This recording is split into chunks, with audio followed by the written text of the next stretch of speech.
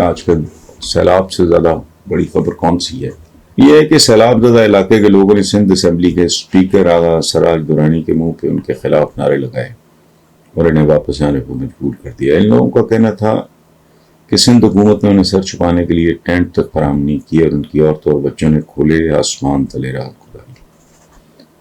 دیکھو، میں سچی بات ہے دوستوں بھائیوں کہ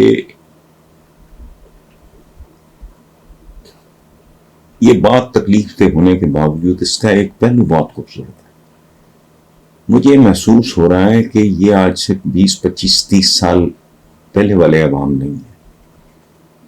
اس میں اس کا مذاق اڑایا گیا کہ جی وہ یہاں کے بچوں کو مل ملا کے مریم چلی گئی، پھر یہ سارا ریڈیکیول کیا گیا سوشل میڈیا پہ۔ میں دیکھتا نہیں، مجھے فیڈ بیک ملتا رہتا ہے۔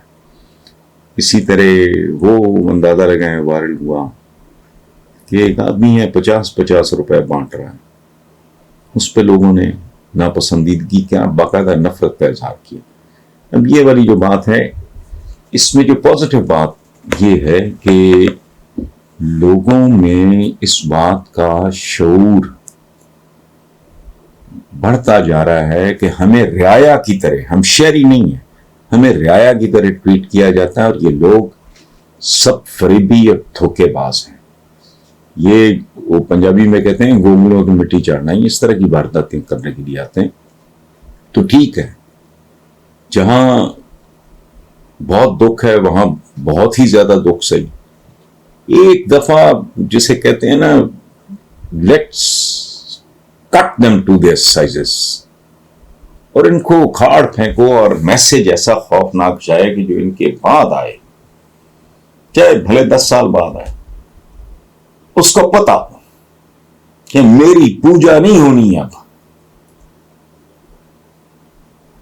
مجھے چانٹے پڑیں گے اگر میں نے بہیو نہ کیا۔ باتیں بہت کرتے ہیں ہم، اسلامی جمہوریہ پاکستان اور فلانا، کس سے بھی بچپن سے پڑھتے آ رہے ہیں کہ بھرے مجمع میں آپ کو پتا ہے حضرت عمر بن خطاب امیر المومنین، ان کی وجاہت، ان کا دبدبا، ان کا روب، بیسیکلی اگریسو آدمی تھے، بات کتنا تھا، خدا کی پناہ، اور جس طرح اسلام ایکسپینڈ کیا ان کے زمانے میں۔ لیکن بھرے مجمع میں اٹھ کے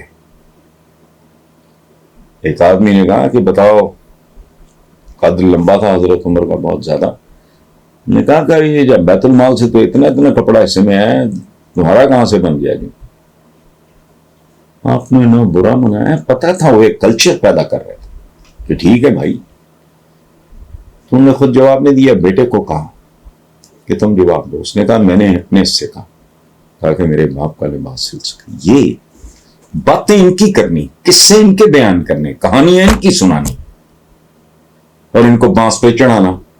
وہ میں تو کہتا ہوں کیمپین چلاؤ اس ملک میں، ایک یہ پروٹوکول وغیرہ بند ہو۔ یہ ویسٹ کی بیماری لے کے آ گئے ادھر، وہ تم ہو کون؟ اب یہ نا نون لیگ ہوئے 3 سال بعد دھکے کھاتے رہے، تو کون سا پروٹوکول تھا؟ مر گئے۔ اور پھر اگر زندگی اتنی عزیز ہے تو بھائی جاؤ، خلفائے راشدین، شہادت شہادت شہادت، انہوں نے تو نہیں دربان، جب تک اسلام میں ملوکیت نہیں آئی، بادشاہت نہیں آئی۔ کس منہ سے کہتے ہو اسلامی جمہوریہ پاکستان؟ تمہارے گھروں پہ، تمہارے آگے پیچھے سڑکیں رکی، فلانا، تم کون ہو؟ تم انوکھے طریقے سے پیدا ہوئے ہو، تم کسی درخت پہ اگے ہو، تمہاری ٹانگیں 3 ہیں، تمہارے پیچھے کو دم ہے، تمہارے سر پہ کو سینگ ہے۔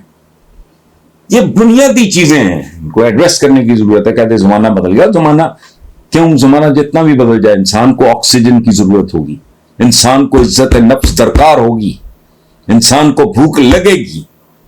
اس لیے یہ سارا بکواس ہے۔ یہ چلے جاتے ہیں جن کے بھکاریوں کی طرح یہ ووٹ لے کے جاتے ہیں، ان کو یہ منہ نہیں لگاتے۔ اور ٹھیک کیا انہوں نے، باضمیر باغیرت لوگ ہوں گے ڈیفینیٹلی۔